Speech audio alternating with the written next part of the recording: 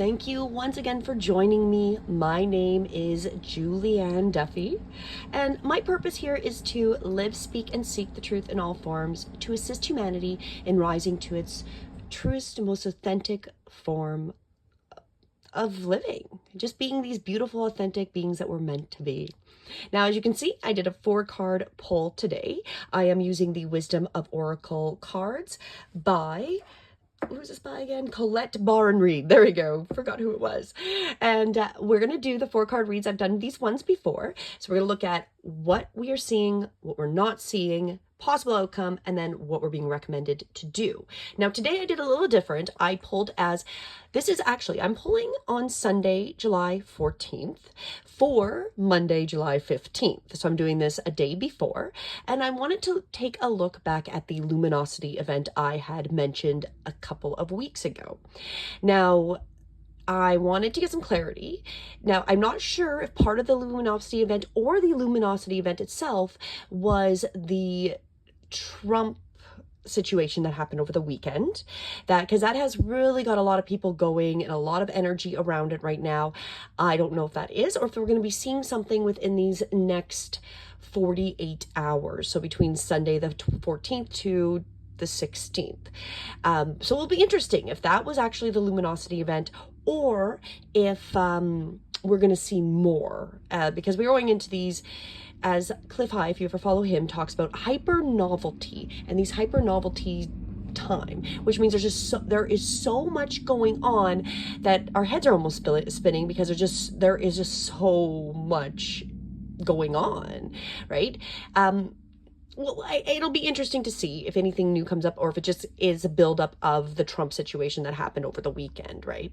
But I wanted to get a feeling on the luminosity event and get some more clarity for us personally. So let's dive into what we are seeing, what we are not seeing, what our possible outcome is, and what we're being recommended to do. So let's go right into it. So the first part here, what we are seeing is imagine. Well, first off, before I even get into that, my interpretation of that is we are seeing a show. There's a play. We're imagining. There's a lot of this non-reality to what we're seeing. So imagine, right? It doesn't mean it's not going to be real. However, it's just like that idea that we're in that stage where it's not real at this point. So what this actually essentially means is turning imagination into manifestation. That's what we're seeing. So maybe we are starting this manifestation process, right? So we've been imagining this reality, and we're seeing it start to roll out. Creative thought, visualization, the power of aligning imagery and feelings, and illusion. So that's more what I was kind of meaning by that, is really that illusional idea. So what we're really seeing, I feel like, is an illusion. You know, as I just threw some cards. So it is, my hands move a lot. You're not seeing that.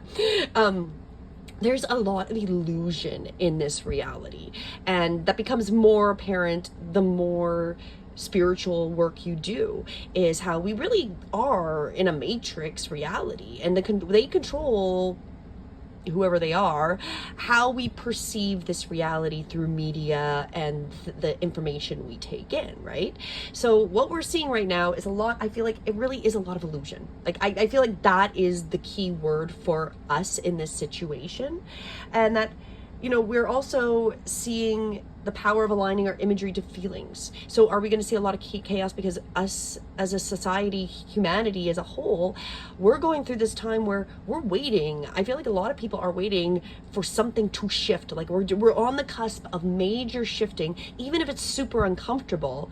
And it's starting to align to what's this undergoing consciousness we have, right? So a lot of illusion is going on, but also a lot of us manifesting these deeper feelings and understandings that we don't necessarily have words for, or even acknowledge we're talking about, right? Because it is really about, the power of aligning imagery and feelings and visualizing them to create them into reality, right? So that's what we're seeing. So it's kind of an illusion and things being created, which I feel like is very multifolded there, right? There's a lot to unpack.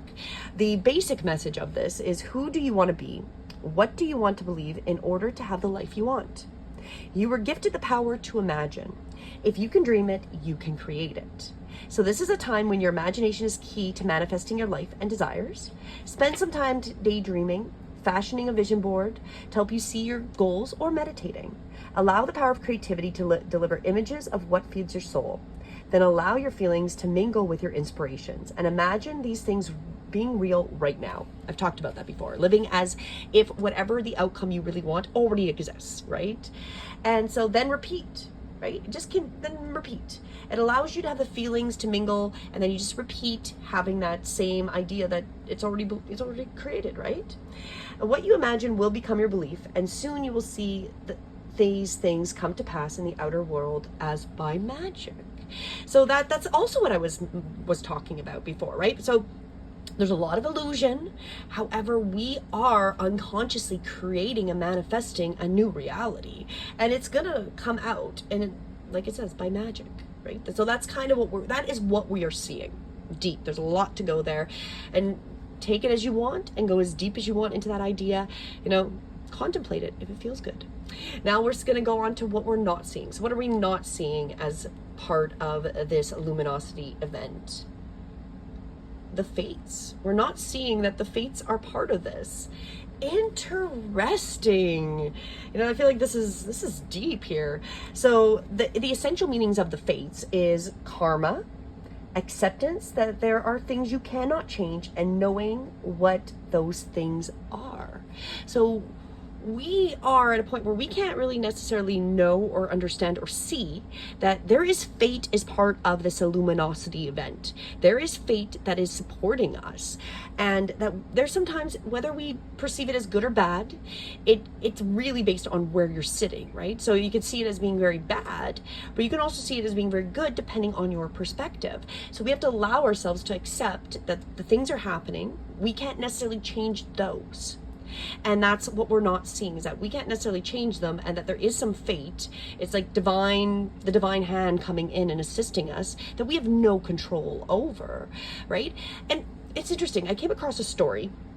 If you follow Mr. Balin, this was on his podcast. I was listening to this story, and I'll summarize this story up. This lady, it really does relate to fates, is super sick and ill with Lyme disease for years. Thinks she's like ready to die any moment. Ends up deciding to go and live in California and, just die. She's ready to just slip away. She thinks she's on their last days, and she's not dying. She's been there a few days or whatever, and she's not dying. So she has a hospice, like somebody who's helping her, kind of the hospice type of nurse assistant that she's hired. So they go, and she decides to go for a walk. She has this moment where, in years, first time of feeling gratitude, because it was beautiful where she was. Everything was blooming. I believe it set up like June. Anyways, she's on this walk for a couple minutes, and then she feels a pinch on her head, and then it's a bee, and then she's swarmed by a killer bee swarm and stung multiple times by all these killer bees. And she's also allergic to bee stings, right? So instead, so she's wanting to have this beautiful, just pass away. She was done life. She was ready to die. And, now it's going to be this horrific death. Well, what ends up happening, it lasts like a minute or two, and then they all disperse. Her hospice nurse, the person that was helping her, had ran away when that happened and came back to get her and was going to take her to the hospital. She's like, no, I want to go home and die. They don't want them to resuscitate me. Well, she does not die. It goes a few days later. Within 3 days, she's feeling better than she had ever felt before. And what ends up happening, she does some research and finds out in the 90s, because this would have been early-ish 2000s, end of the 90s, at some point there was a connection that wasp stings, so the wasp stings and bee stings, could assist and kill the Lyme disease. And that's what happened to her. I feel like that is fate right there, telling her she was never gonna die. So it's just interesting, because now she's a massive proponent of using bees to assist people that have Lyme disease. So what a crazy story. That is the fate. That's what you're not seeing, is that, even if you think that you're ready to die, you're ready to keel over and die, and then it adds this extra level of being, stung or whatever might happen, but that was for her to live. It was the fates. It was the divine hand giving her a new chance to live, because it's like big slap across the face. You're not dying. Get up. It's time to move on and get past your pity. party, right? So that really is like the story, the idea of the fates, is that there's things that are beyond our control that happen. Like that story is so almost unbelievable that would even happen, right? You know that there has to be some divine intervention with situations like that. And so that's really what we're seeing, is that there is some divine intervention of things that we cannot control. And when we accept that these things are happening, it's going to make it easier for us.